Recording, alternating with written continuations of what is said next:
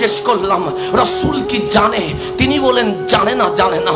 রাসূল তো পড়তেও জানে না, রাসূল তো বুঝতেও জানে না, রাসূল তো ভালো করে জ্ঞান বিজ্ঞান নিয়ে জানে না। তাকে জিজ্ঞেস করলাম দলিল কি? সে কোরআন বলেছে আল্লাহ ছাড়া ইলমে গায়েব কেউ জানে না। আরেক দলকে জিজ্ঞেস করলাম রাসূল কি জানে? বলে জানে না, জানে না এই কথা বলিও না। রাসূল আগেও জানতো, এখনো জানে, ভবিষ্যতের কথাও জানে। আমি বললাম দলিল কি? সে কোরআন বলে আর রহমান আল্লামাল কোরআন, কোরআন রহমান তো হাবিব রহমান কি শিখিয়েছে। কেমন করে শিখালো? আল্লামাকা মা লাম তাকুন তা'লাম। হাবিব যত অজানা বিষয় আছে সবগুলো তো আমি জানিয়ে দিয়েছি। কোরআন বলে রাসূল জানে।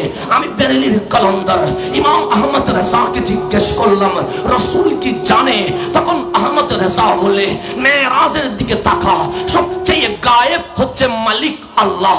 যেই মালিক আল্লাহকে কেউ দেখে নাই, সেই আল্লাহকে মেরাজে কাবা কাউসাইন আও আদনার মাধ্যমে মুস্তাফা দেখে ফেলেছে। বেরেলির কলন্দর কলম দিয়ে লিখতে লাগলেন এই মুসলমান নবী জানে না এই কথা বলিও না তো কি বলবো? और कोई गायब के हा तुमसे न हो भला जब न खुदा न छुपा तुम पे करो दो दरूद। হাবিব কেমনে বলি জানেন না? যেখানে আল্লাহ আপনার থেকে গোপন নাই সেখানে মাওলার সৃষ্টি গোপন থাকবে কেমনে?